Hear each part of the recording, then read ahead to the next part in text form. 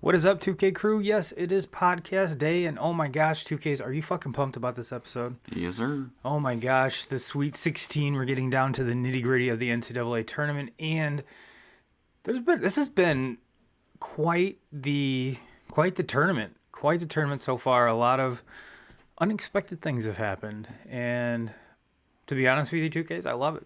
I love it. My bracket might not reflect it, but as far as watching and viewing, I absolutely love it. So get locked in, ladies and gentlemen, because you have found the Turbo and 2K show. It's the Turbo and 2K show. All right, so let's just... I really don't know where to start, 2Ks, but first of all, for those of you that do not know, with all the excitement with the NCAA tournament, Major League Baseball's opening day is Thursday. Mm-hmm. So we're not really going to jump into any baseball today, but I have a feeling that next week we'll be dazzling your eardrums with some of our favorite content, which is baseball. So for those of you that do not know me, I am Ryan Turbo Jackson. I am the host of this show, and across the table from me is the marvelous, magnificent Mr. Kyle 2Ks Kaler. And yeah, let's just jump into it, man. I'm super pumped about this, and we'll start off with a little bit of a box score here, what we like to call not taking out the trash, but just kind of setting the show for what's about to come. And yes, we give you all our amateur sports takes on everything sports, I guess. But for those of you that don't know, go ahead, wherever you're consuming your podcast material, go ahead and follow, because like we talked about last week, subscribe has a bad connotation, and everyone thinks that you have to pay money for this. But nope, podcast subscription is free, and if you're just dabbling, go ahead and give us a follow, because it helps us in the long run. And for you YouTube, we're live on YouTube every Sunday at 1 p.m. Eastern, so go ahead and jump in on the comments. We do have a couple viewers right now. Go ahead and drop a comment where you're from, who you are, and what your thoughts on the tournament so far, and we'll feature you on the show. And like I said, and for those of you that do want to support the channel, how about you go to buyturboabeer.com, go ahead and buy us a beer, and all support is thoroughly thankful, or we are thoroughly thankful. But if you just want to listen, just go ahead and drop a subscribe and like, and that's just as good as a beer. So, well, 2Ks, let's jump into this. I don't know where. Here we go. So yes, we are down. Well, this is Sunday, so the first half of the Sweet 16 was played yesterday, and man, oh man, there really was not a bad game. Well, there was one bad game. But other than that, most of the games came down to the wire. Mm-hmm. I mean, if you were betting the spread, you're right, having a tough time there for some of these games, but all of them were thoroughly exciting. Even the one the one that we're talking about that wasn't really close. Syracuse did make it kind of close there a couple times, and that it just seemed like for whatever variation of the zone that Boeheim threw at him, it took him a couple trips to kind of dissect it. But all in all, so far, I'm pumped. I'm pumped. We had Oral Roberts with ball in hand to win the game, which, like we talked about previous, you can kind of draw a similarity between this Oral Roberts team and the Davidson team that Mr. Curry was on. I mean, you have a prolific scorer, an undersized prolific scorer that kind of put the team on his back. And yesterday, his shots just weren't falling, which doesn't mean to say he's any less of a player. But man, did he make it fun? But let's, kind of like we do. We're very simple. Let's start off in chronological order, and I probably, before we jump into that 2Ks, let's do a bracket refresh. Those of you that don't know, we do have a Facebook group, and let me put the link in the chat here real quick. And for those of you that are listening on wherever you consume your podcast, I know this is going to be super, super stellar material, but it is www.facebook.com/groups/2K crew. And I'll even throw it up on the screen here for everybody. There we go. Let's make this guy a little bigger. No, let's leave it like that. Facebook.com/group/2K crew to get, like we've said in the past, man, our 2K crew is very, very on it with all the news and notes and everything that is sports. So if you're looking for that type of news, they share it around really, really fucking quick. So get in there, and I post polls and everything else too to kind of keep that exciting. So the reason I bring that up is we do have a bracket challenge, and to get into the bracket challenge, you have to be part of the group. That's why there's a method to my madness, ladies and gentlemen. But Mr. Jeremy Warren is out. He actually has 2 brackets, 2Ks. Yeah, but one of his brackets has Virginia winning it. That's very true. So that one's not going to be hanging on that long. But he does have Baylor winning one, and Mr. Matoika is right behind him, as well as Mr. Thornburg. And it looks like you and I are kind of tied up in that number 7 position. You have one bracket with Gonzaga winning. I have one bracket with Michigan winning. So definitely not over by a long shot, ladies and gentlemen. Like we talked about last week, there is a lot of folks that picked Illinois. So it's going to be fun to see where this comes down. And just kind of scrolling over real quick, it looks like I would say the number 2 or the second most picked team to win the tournament looks like Gonzaga.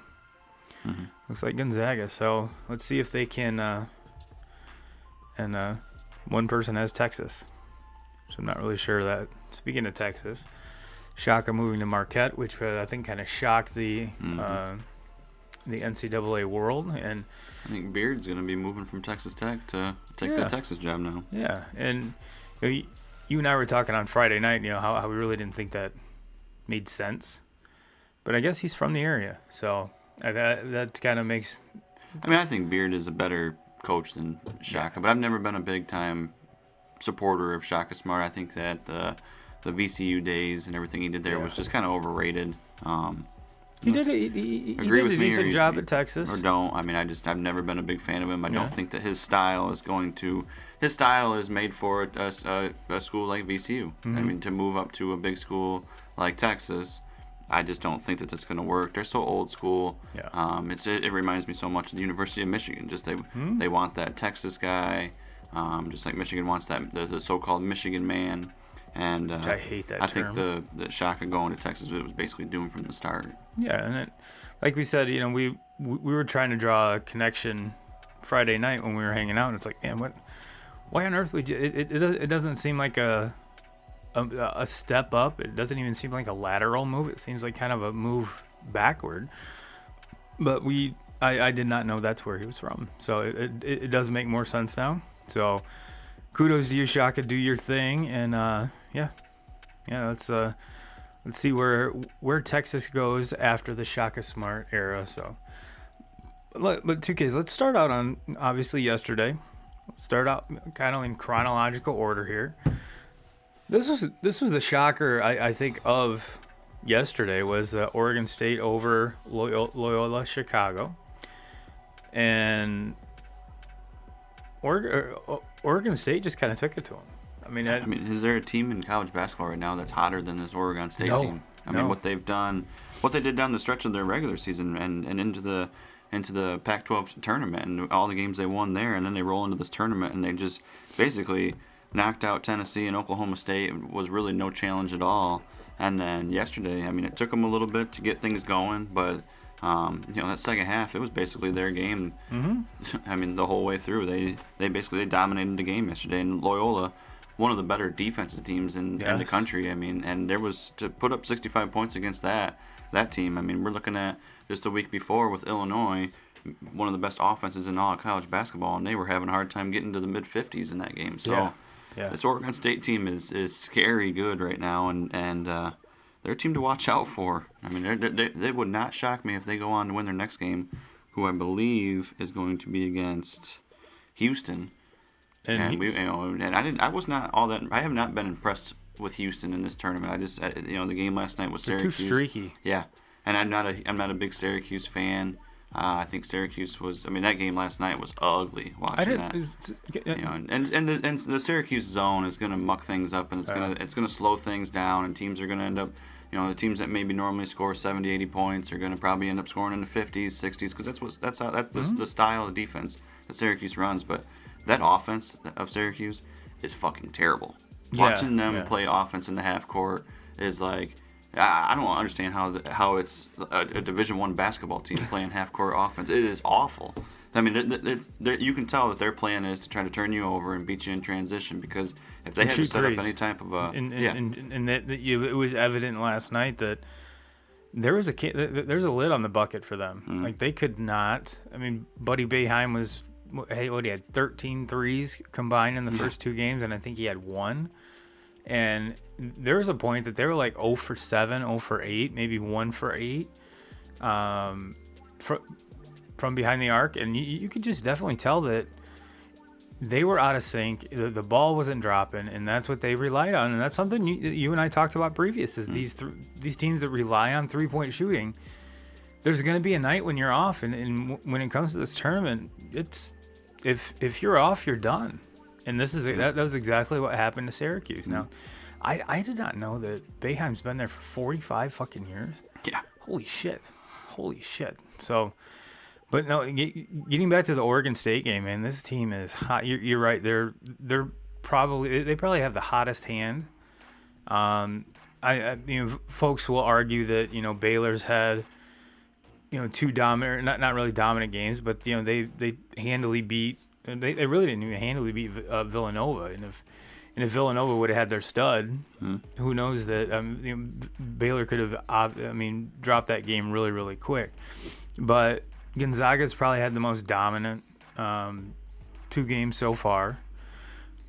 All in all, really haven't been challenged, but for playing with the hottest hand, yes. Oregon State is, they're the team that I thought Oklahoma State would be.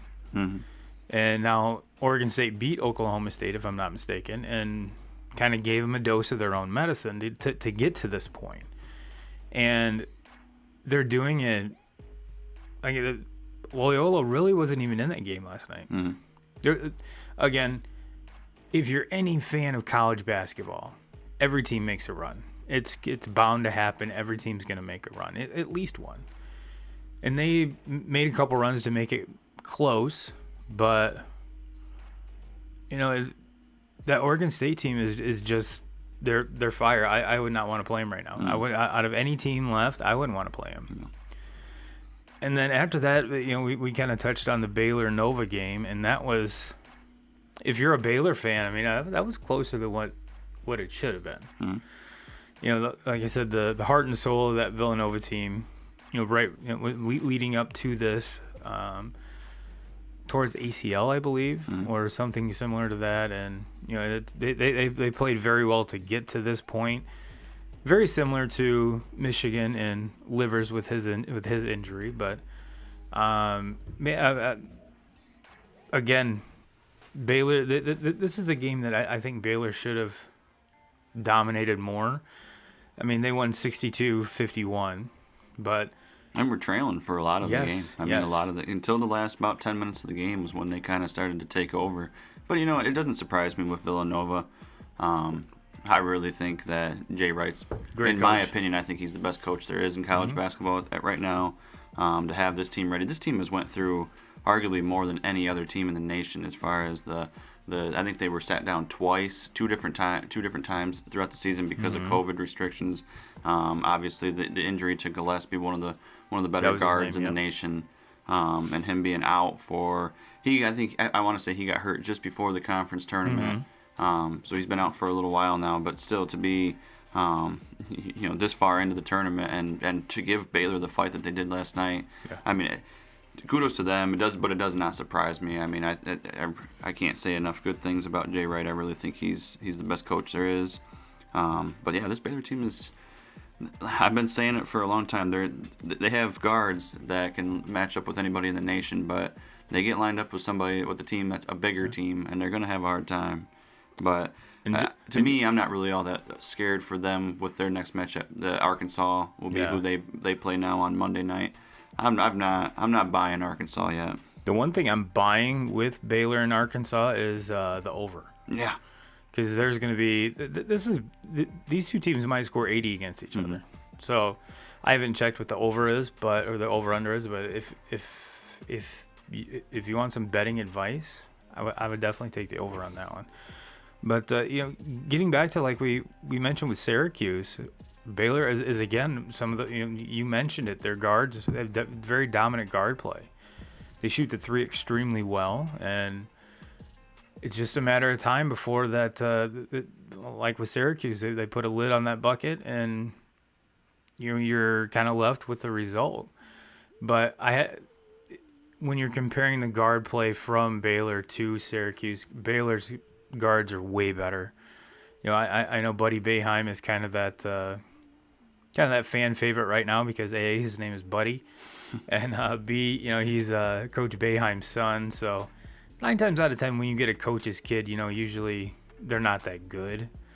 But Buddy's pretty good. I mean, he's better than the average guard, but Syracuse has better big men down below, and they don't rely as highly on guard play. But the only thing they really rely on is that 3-point shot. But getting to Arkansas and Oral Roberts, this was a good game. It was. This is out of the 4 games yesterday. This is probably my favorite one, and with my parlay, I took Oral Roberts in the points, which I think they were getting 11.5. So I was like, man, to me that's a no-brainer. It was a no-brainer. Yeah. But man, I thought they were going to win this game. I really did. I mean, throughout the entire game, they were ahead. It was kind of like almost the same situation as with the Baylor. I thought Villanova just kind of had control of that game. And I would say actually in this game, I thought Oral Roberts kind of had more control of this game throughout it than Villanova did in that. Oh, yeah. And then all of a sudden, Arkansas just, they turned it on. And it was, I can't lie though, I was rooting for Oral Roberts. Oh, me too. From what they've done so far in this tournament and watching those kids play, because really it's 2 of them on that team that can flat out score. It's A. Smith and the bigger guy that shoots outside. Yep. But like we talked about, A. Smith spelled A-B-A-S. There's a B in there that's silent, which throws everybody off. But that kid can play. Yeah. That kid can flat out play. Shoots 90% from the free throw line. Kind of mull that around in your head. 90%. 90%. That's I'm almost positive that Steph Curry doesn't even do that in the NBA. I mean, he's probably mid-80s, but 90%. That, to me, that just blows my mind. And on top of that, 2Ks, he had the ball in his hand, down by 2, and barely missed a 3-pointer to win that game. Barely. I mean, it was when he let it go. I thought it was good. I thought it was, fuck yes, Oral Roberts. I'm fully behind you. And if I'm not mistaken, if that shot falls, they're the first 15 seed to make the Elite Eight, which would have been super cool. And even leading into the tournament, everyone was, praising Oral Roberts for their offensive prowess because, you've got A. Smith, who's the leading scorer in the nation. However, everyone was dogging their defense because they suck. And I think keeping Arkansas, like we mentioned, their high transition, 3-point shooting, I mean, they want to run. They want to run. And to keep them at 72, I think is, for a quote-unquote shitty defensive team, I think that's good. Because we've, Arkansas has been in the 80s and 90s a couple times this year. So to keep them at 72, I think is, well, obviously it was a semi-victory because you had the ball in your hand to win the game. And the way it came down to it, I don't understand how. I really don't. I don't understand how you, if you're Arkansas, how do you let A. Smith get the ball in that out of bounds period? I would have 3 guys on him. I mean, and to be honest with you, they didn't even have anyone covering the inbounder, so they had 5 guys covering 4. I would have had 2 guys on him. At least. I mean, and if you got to make their second or third option beat you, not the best scorer in the nation. And if nothing else, foul him because you're up by 2. I mean, and if it comes down to it, it's a tie game. It's not the most advantageous solution. However, I would much rather him shooting free throws than taking and it wasn't even a deep 3. I mean, it was. I mean, something that he makes probably 7 out of 10 times. And it came down to the wire. And obviously, if you took the points on that, you'd won already. So, I mean, it really didn't matter betting wise. But man, that would have been fun. And of course, it's March Madness. Everyone loves a Cinderella, so fuck it, let's go. And we've already got one moving on in Oregon State. So hell, why not have 2? Why not have 2? So, and then yes, the Syracuse-Houston game. Man, it was such a weird game, such a very weird game. It's like they were. If you want to think about it like a fight, they were.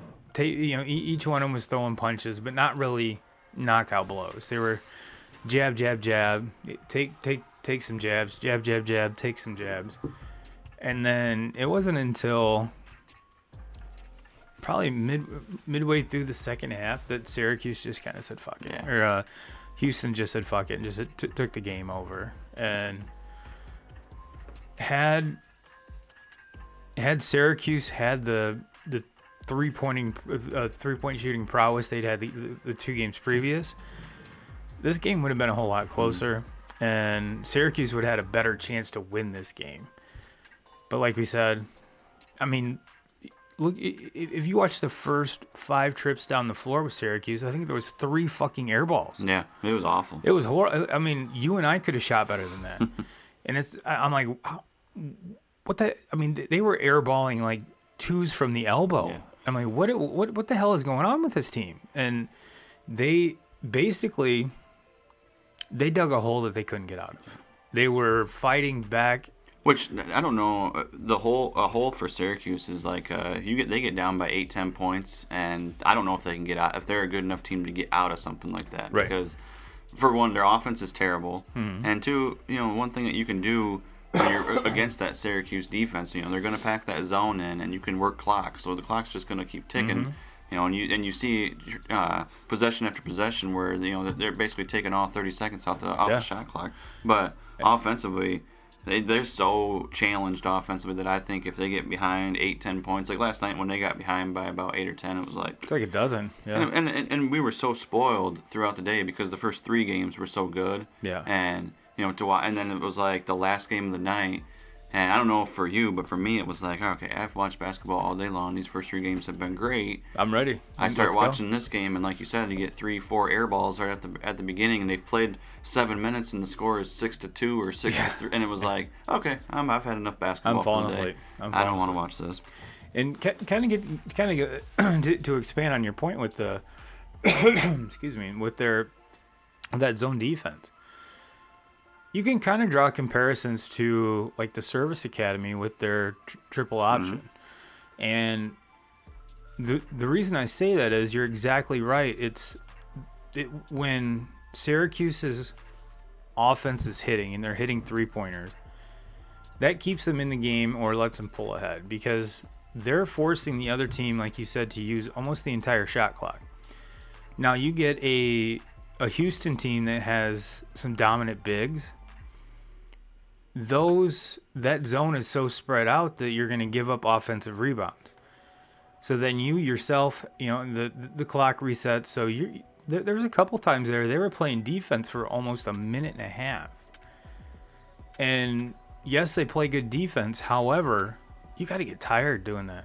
Minute and a half, giving up those offensive rebounds, and they just get worn down. And I think that's exactly what happens. Is if you did watch that game, the announcers were driving that home saying, yes, these offensive rebounds are killing Syracuse. So excuse me. So yeah, that I think that's what came down to it. It wasn't that Syracuse looked awful. It's not that they sucked. It's not that they didn't, in my opinion, didn't belong there. It's just it's one of those nights where everything went wrong. And like I said, when it came, you can't expect, well, if you watch any sort of basketball, playing defense for a minute or a minute and a half straight, it's got to be exhausting. And then trying to push the ball in transition to get easy buckets or to get those spot up threes, that even more exhausts you. So at the end of the day, I just think that they were gassed, and when you're gassed, your legs aren't under you, so that's obviously going to affect your 3-point shot. So it is what it is. Like I said, I was 2K crew. I was on the verge of a really, really sweet parlay. I'd went 5 for 5 leading up to that game. Syracuse was getting 6.5, so I said, you know what? I'll take that.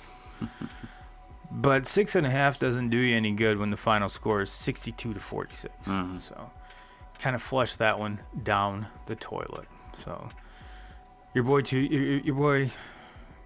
Turbo was on a magical run that just ended abruptly. However, 2K's pulled out, cashed out, and was scared. I was. I mean, I'm not gonna lie. I mean, it was. I don't remember. I think it was a $20 bet. I just did a parlay on just the 4 games yesterday. Just took the and played the over, or not the over under. Played the spread, and I was 3 for 3 going into that last game, and I looked at it, and I had the option to cash out for $140 or stay in it, and if Syracuse would have covered. I think I would have won like 260 some, I believe. And I was like, I got my ass handed to me last weekend in the first few rounds. So I was like, I got to get my money back and get in the green. And I was looking at Syracuse, and I'm like, I don't trust that fucking team one bit. I mean, I've watched them play quite a few times, and you don't know what team you're going to get, if they're going to be hitting, if they're going to be not hitting. And, man, I'm thankful that I pulled out of that one. Yeah, I should have taken your advice and pulled out on that one as well. So let's move on to today's games. And it is 1:32, so the games have not started yet. I think they started at 2:40 or some shit? 2:10. So kicks off with Creighton and Gonzaga. And 2Ks, I'm going to be the first one to admit I'm going to knock my microphone over, but I don't know shit about Creighton. Yeah. I don't know shit about Creighton. They're a 5 seed. You would think that being that that highly seeded would be a little bit on my radar, but I couldn't tell you who a single player for that team, who's their coach, what conference they're from. So you remember McDermott, who played in the NBA. His dad is the head coach for Creighton. Was that the Doug McDermott? Yep, Dougie Buckets. Yep, Doug McBuckets. Yep, I just now it's clicking. Now it's clicking. We got Gonzaga given 13. To me, this one's chalk. I don't even think this game's going to be close. No, it's one of those where I would probably. I don't know what the over under is, but flirting with that over under, I don't know, but I would definitely take Gonzaga. Just take the money line, even though they're given 13. I think that's, to me, that. Probably out of the games that we're gonna because we're rolling into predictions here, 2K crew, and yeah, to me this one's a no-brainer. I mean, I probably betting wise, I'd probably leave this one alone, just because I think Gonzaga's just gonna roll, just gonna roll. So, do you have what the over under is? Over under.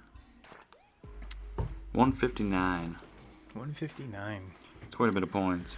But Gonzaga puts up. Gonzaga basically every night puts up in the 80s. You got Creighton. The thing with Creighton is you just can't figure them out. They're so inconsistent. Last week in that Ohio looked so good in the first round game, and Creighton just basically destroyed them from start to finish in that game. But then you look before that. And Creighton won the 1-point game in the first round against the 12 seed. I don't even know who the hell it was. UCSB is what I don't know. I have no clue. And then even the Big East tournament, the championship game against Georgetown. Georgetown looked fucking terrible against Colorado last week, and Georgetown beat Creighton by about almost 30 points in that game. So it was just like, what Creighton team is going to show up? And I think for Gonzaga, this is just going to be another easy win for them. They're just going to roll. I just don't think Creighton can match up with them. I think if you're taking any kind of action on this, I might actually flirt with taking the under on the points, just because I think Gonzaga is going to control this game from tip to finish, and they might be sitting some people because it is this is a grind tournament. They're going to play. When do they play? Monday. If this rolls on, if they win today, they'll play Tuesday. So might be saving some fresh legs there. I don't know. I might flirt with the under on that one. But to me, this one's a no-brainer. Excuse me. Probably the one I'm looking forward to the most, 2Ks, is the Florida State-Michigan game. Yeah, I think that game's going to be I think, what was it, last Sunday when Michigan and LSU played? Yes. And that was such a terrible. I mean, that game was awesome, but the rest of the games that day were just blowouts. It seemed like every game was like a 15. But that Michigan LSU game was a fucking damn good game. Those teams, that game could have went either way. Both of those teams, in my opinion, played well enough to win and to move on. I mean, they went blow for blow. I mean, it seemed like at one time you'd be watching LSU was up by 6 or 7, then 5 minutes later, Michigan's up by 6 or 7. It was just a game of runs throughout the whole thing. I think LSU got a little bit tired at the end, but man, that was an awesome game watching that. And this game today with this Michigan-Florida State, it should be a good one. Well, yeah, I mean, Michigan's giving 2, so you know that when you're giving 2, they're obviously very, very well matched.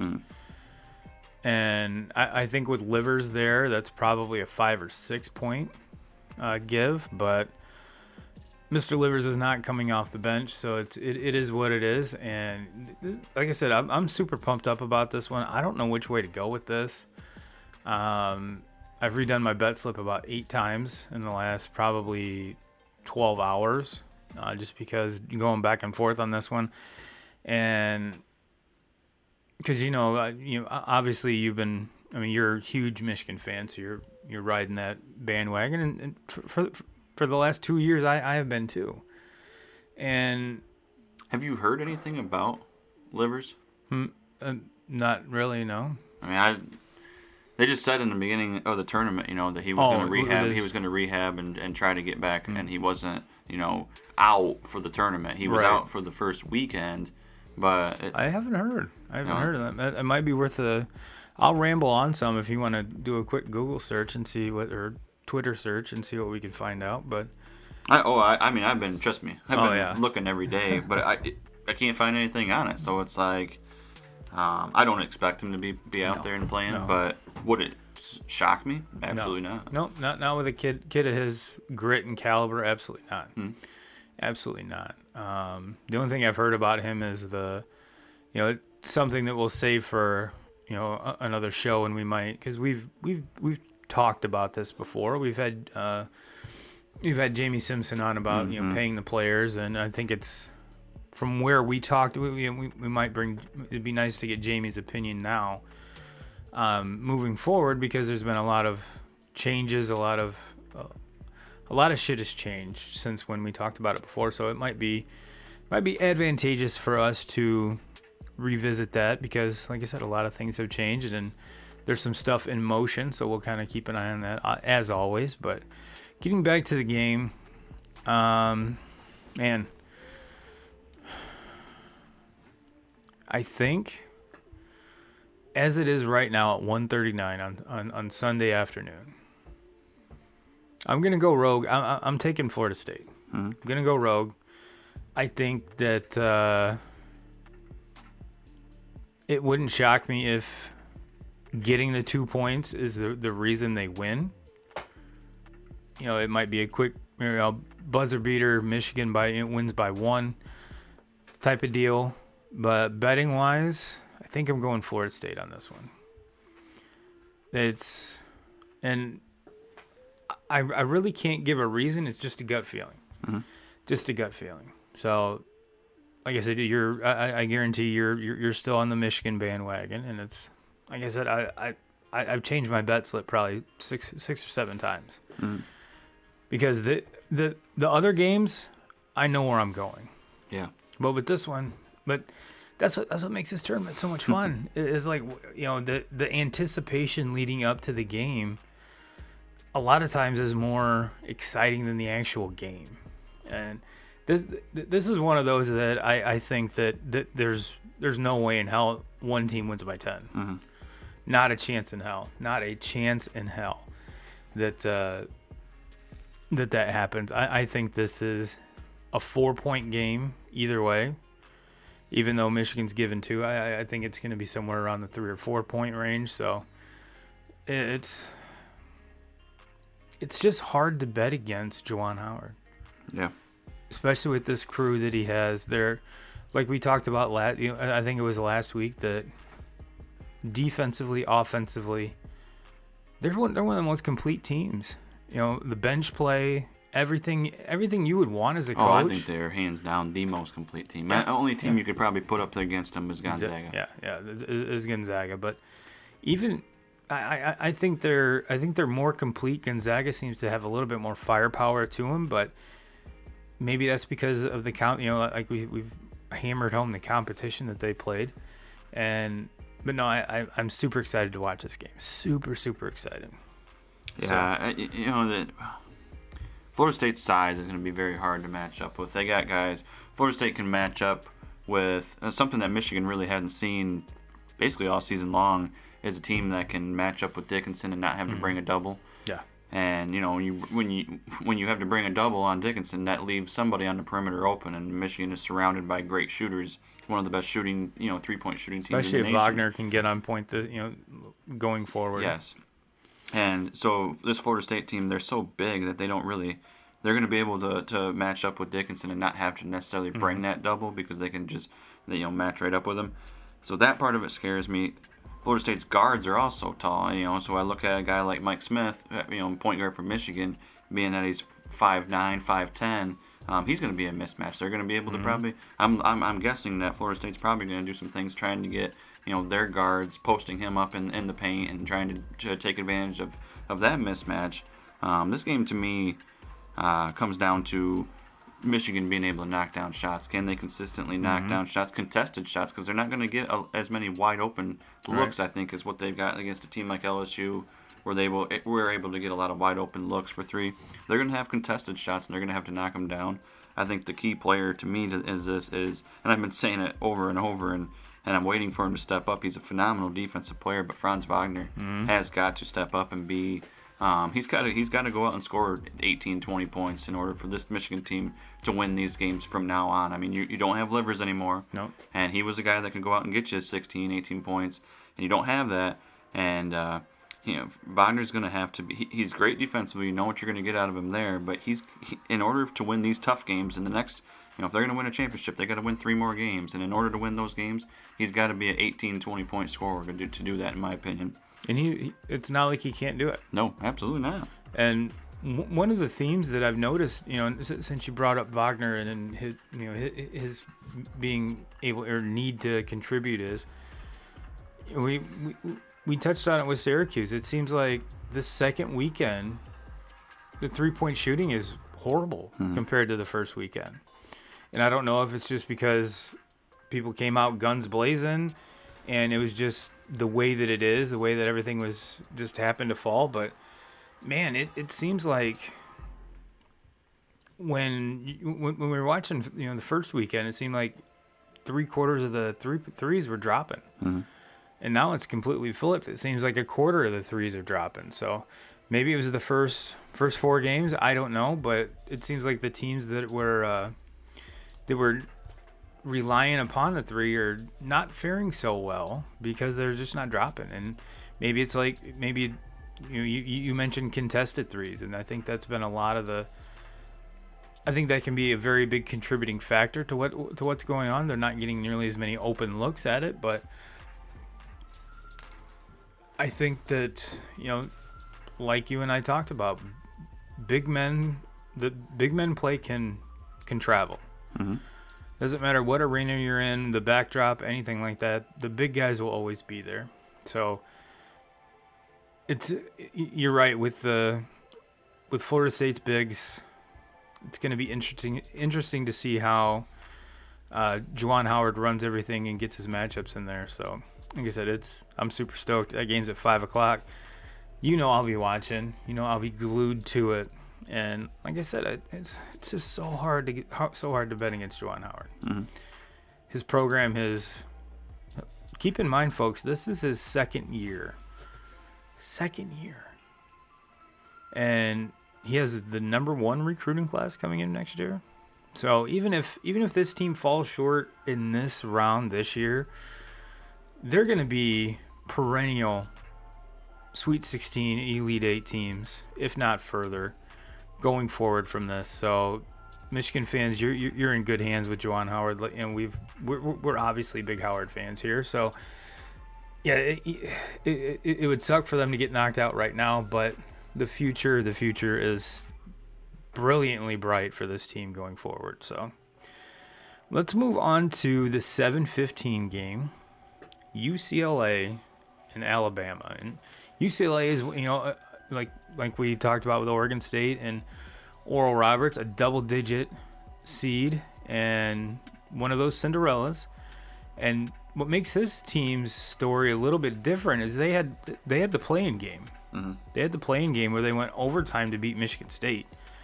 In a game that they were basically trailing the whole game. I mean, they stole that game from Michigan State. Yeah, they really did. And we talked about how that kind of was a direct comparison to the season that Michigan State had. But this team's on a roll. Mm-hmm. This team's on a roll. I wouldn't say they're as hot as an Oregon State team, but definitely they've got the mojo working, if you want to think about it that way. And I think they're a team that's kind of benefited off of some of these matchups in the beginning.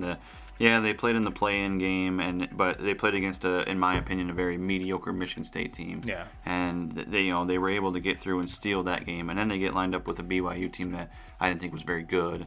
And then they play the Abilene Christian team that had had the upset in the first round. They're a 14 seed, so basically UCLA goes into as an 11 seed into the second round game as the favorite. I mean, that doesn't happen very often. No. And today, that matchup with Alabama can score probably maybe better than anybody in the country, and that's saying something when you're talking about Gonzaga being in that argument and Michigan being in that argument. This Bama team can flat out score, and I think that I think the UCLA. Not trying to take a whole, not trying to. I mean, well, yeah, I am trying to take something away from them because they're in the Pac-12 and I fucking hate it. But the tournament or I think it ends Conference today. of Champions. I think it ends today, and I think it ends fairly easily. I think Alabama, dominates this game. Yeah, I'm just kind of looking at it, and Bama's given 6.5, and I'm kind of shocked it's that low. I figured they'd be up around the 10 or 12, kind of like Gonzaga, but. That being said, that little guard for UCLA, Juzang, I think is his name, is good. He's a good player. I watched the whole game between them and Michigan State, the play-in game that night. I stayed up and watched the whole thing, and he impressed me that night. And then watching him again, I think it was last weekend against Abilene Christian, or whatever the fuck they're called, and he impressed me again in that game too. Dropping an F-bomb with a Christian school. Only the classy stuff here, ladies and gentlemen, at Turbo and 2K show. But no, you're right. I'm not sure if I put anything on this game because obviously betting the money line and taking Bama is kind of the weak sauce here. You're not really getting much bang for your buck unless you're rolling a couple $1,000 on it, which. The way my bank account's set up, that really doesn't work. I have limits. Yeah, I have limits and a fiance. So, but even if I did have $2,000, I really don't think I'd throw it on that. But no, to me, this is kind of Gonzaga and Bama. They're two really, really good teams, and I really. I'm trying to think of a case to where I can argue, or not argue, but kind of give UCLA a chance in this game, and I'm trying to come at it from every angle, and I really can't do it. So to me, that I might actually, I'd have to look at the over under and see what kind of juice is going there, but excuse me. This might be another one that I either would put not a lot of money on or kind of some creative parlay if you're going to include it. But as far as just game-wise, I don't know. This one really doesn't intrigue me that much. Yeah, this Bama team, they remind me so much of Michigan, the way that they're built, and they have 4 or 5 different guys that can go out and get, double figures basically every single night. The difference for me with those two teams is, Michigan's missing arguably their best player in Livers, not being healthy, and Alabama's is healthy. So, but yeah, I just don't think. I think it ends for UCLA today. I don't think that they're going to be able to match up with this team. No, like I said, to me, if you. Yeah, the spread being at 6.5, I think it should be a lot more than that, but. That's why I'm not a casino, and that's why I don't work in Vegas. But wrap it up tonight's game, 2Ks at 9:45. Oregon at USC. This one here, USC's favorite. USC's given 2. So, was it the Mosley brothers on this team? Man, those boys can play. Yeah. Those boys can play. And very well coached. I like the atmosphere and the overall team chemistry with that USC team. I going into the tournament, I might have watched maybe 1 or 2 games, but not fully. And now that the tournament's here, I think I've watched both games that they played so far and been thoroughly impressed. Now Oregon, on the other hand, I think I only watched one of their games, and because I'll be quite frank with you, watching them in the regular season, their floor makes me nauseous. Like legit. I'm not one that has motion sickness or anything like that, but man, it is so hard to watch their games with that floor. So when they're playing, I really, especially if they're at home, I really don't tune in. And Bill Walton makes that horrible. Well, both of them are in the Pac-10, but he makes them both horribly hard to watch, hard to listen to, and then their floor makes it hard to watch. So, did not really partake a lot into the Oregon regular season, but if I'm picking a straight winner here, 2Ks, I'm going USC on this one. I mean, it's a 6-7 matchup, so both of these teams should be very, very close to one another, very similar, but I think at the end of the day, it's a USC victory. What do you think? Yeah, I've went back and forth on this one also a lot. I mean, this kind of reminds me of the Michigan-Florida State game today. I really think it could go either way. Either way would not shock me. I looked back into earlier in the season when they matched up against each other. USC won that one pretty easily. Mm-hmm. The other time they were supposed to play, it was postponed because of COVID. To me, I go with who I believe is when you have a matchup that's this close and it's so hard to come up with who you believe is going to win this game.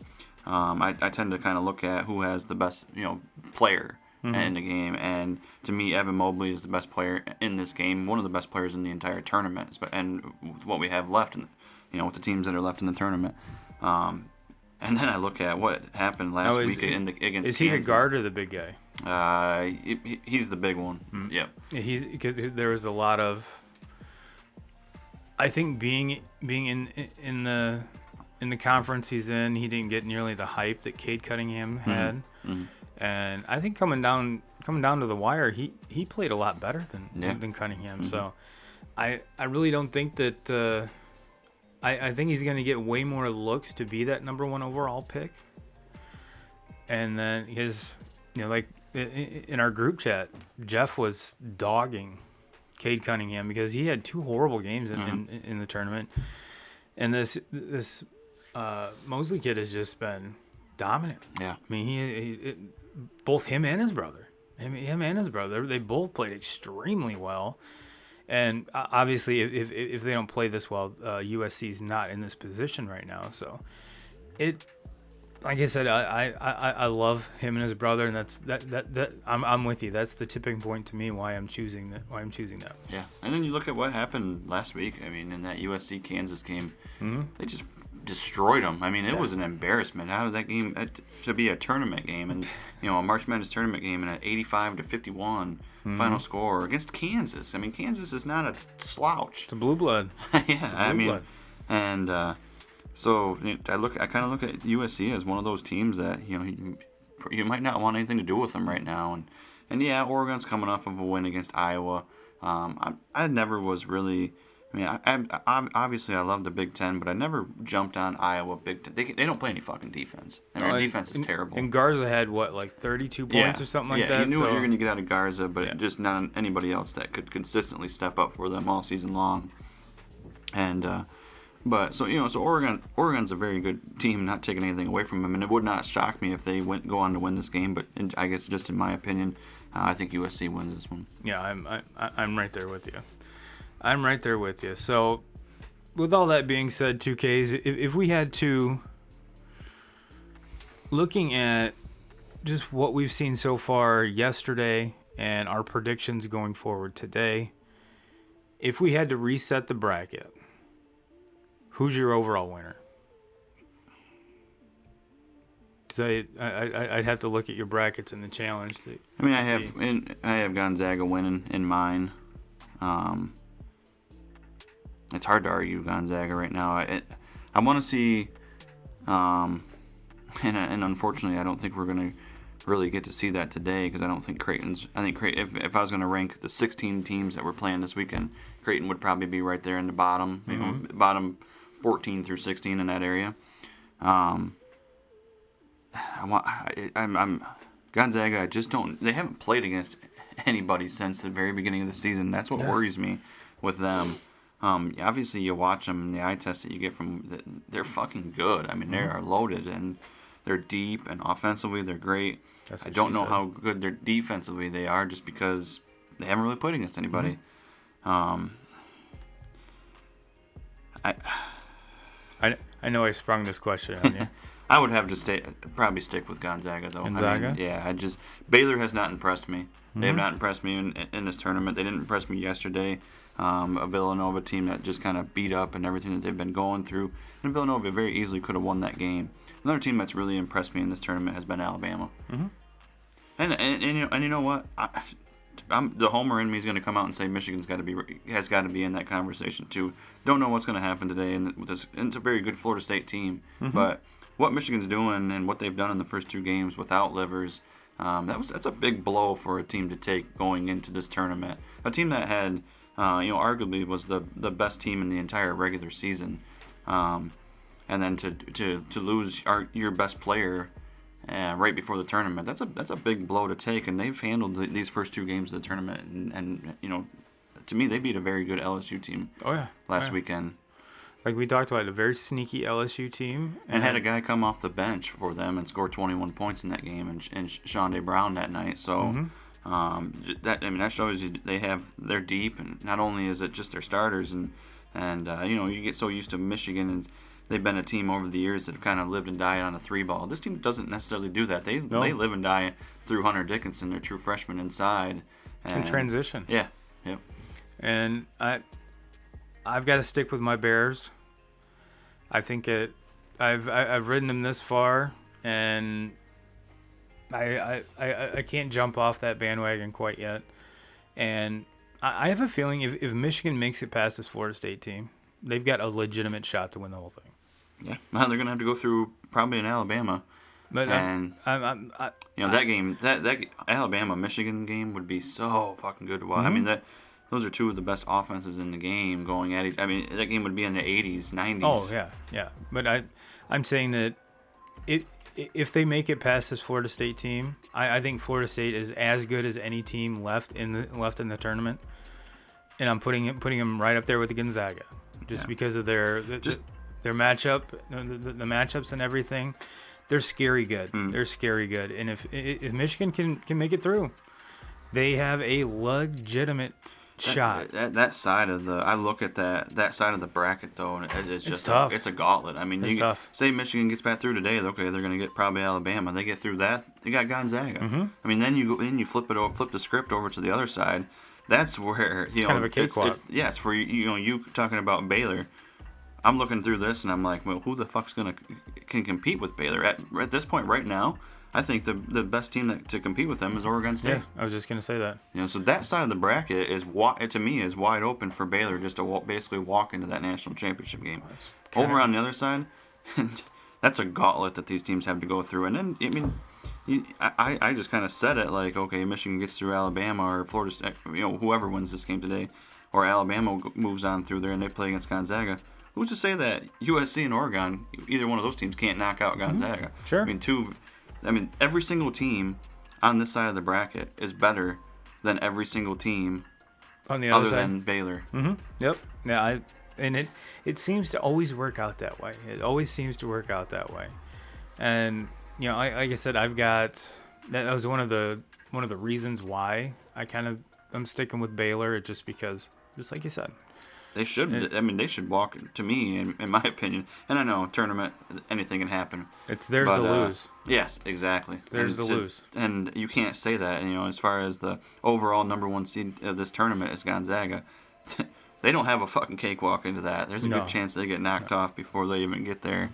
Now you said that if Gonzaga wins, they play the winner of Oregon USC. Yep. Now that's probably their toughest competition all year. Yeah. Oh, absolutely. And you're doing it in a tournament situation. This Creighton team that Gonzaga is going to play today is better than anybody that Gonzaga's played in probably the last 2 months. Yeah, and like I said, I unapologetically, I've not watched a Creighton game this year. So yes, that's probably my bad, but hey, I watch what ESPN puts on, and I'm pretty sure that I haven't seen a Creighton game be put on US or on ESPN. So that's about it, guys. The one thing I did wanna as you look behind you, 2Ks, did want to give a big shout out to Penny Hardaway and his Memphis team. It looks like they're gonna bring home the NIT. I mean, this is It's a team I really wanted to see in March Madness, and team that should have been in it. I Yeah. mean, I'm not saying that they got screwed out of it. I'm saying that's a team that shouldn't have even been on the bubble. I mean, Yeah. you look at the talent that they have. They can match up with They're- most teams in the country. They just didn't. they're get a better it done. team than Michigan State, Yeah. hands down. Now they They didn't have the resume that Michigan State had, though. Yeah, I mean, that's just That's the thing. You look at them on paper and the talent that they have, and some of the recruits that they have. They should not be playing for an NIT championship. No, and again, you can kind of lump Penny Hardaway in the discussion with Juwan Howard. Mm-hmm. The only difference is it's going to take Penny longer to get some of the top recruits into Memphis as compared to a Michigan program. But I don't think he's far away. The first 2 years of his, we had the James Wiseman thing last year, which I think. And that's something that you and I talked about. I really wish we could have saw more games of him with Memphis, just because I wanted to see how good he really was. And even with the Warriors, we're seeing him now come out of his shell a little bit and start to play well. Mm-hmm. But I think that Memphis team is in good hands with Penny Hardaway. I think you and I have talked about the kind of influx of younger head coaches and where. Kind of these blue bloods, where are they going to go with these coaches that have been there for like 45 years in Syracuse? Mm-hmm. And everyone talks about how good Boeheim is. Boeheim's won one national title in 45 years, and that was basically because of Carmelo Anthony. Yep. So where the tides are going with those, I have no idea, but it's less than 30 seconds away, and they're gonna bring this one home. So kudos to you guys, Memphis and Penny Hardaway, on which is a tournament you should win. There's a couple games there where it was tight. Yeah. It was tight, but he got his crew through. So kudos to you, my brother, and because we know you're an avid listener and fan. So let's go to the wrap up here, 2Ks. Unless you have anything on your mind, obviously. Thursday, ESPN, opening day of baseball. I want to say the first game right out the gate is Yankees and Blue Jays. Yeah. And if memory serves me right, that is in New York. So we'll see if the weather in New York is anything different than the weather it is here, because it's fucking cold out and it was snowing when 2Ks was on his way to the studio. So. And then there's not one, not two, not three, but 4 games on ESPN all day. So I'm excited. If you follow this show for any amount of time, you know that 2Ks and I are avid baseball fans. We love baseball. And there's so many storylines that I want to go down here in the next couple weeks that if you're a baseball fan, you're going to love. If you're not a baseball fan, you're probably not going to. It's probably not going to be your favorite shows. I have a feeling that we have such a good fan base here, 2Ks, that we could talk about most anything, and most of our fans would still listen and still talk shit about it, which is the fun part about this. So, with that being said, if you have it up, 2Ks, when is the Tigers home? Thursday at 1. Thursday at 1? Against Awesome. Cleveland. Awesome. Hopefully there's a... Yeah. Supposed to be, I think, like mid to upper 30s. Oh, it's perfect. And Perfect. Opening day weather in Detroit.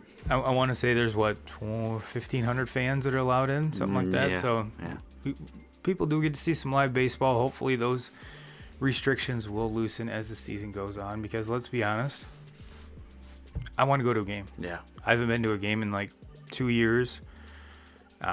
This summer, it would really, really be cool to go to at least one Tigers game, at least one Cubs game.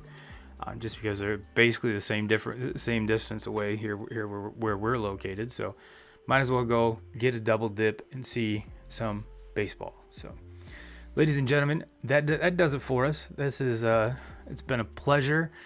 Can't wait to watch the games tonight, and we will see you, or not see you. We'll talk to you next week. Happy opening day, and as always, Jim Rome, we're coming for you.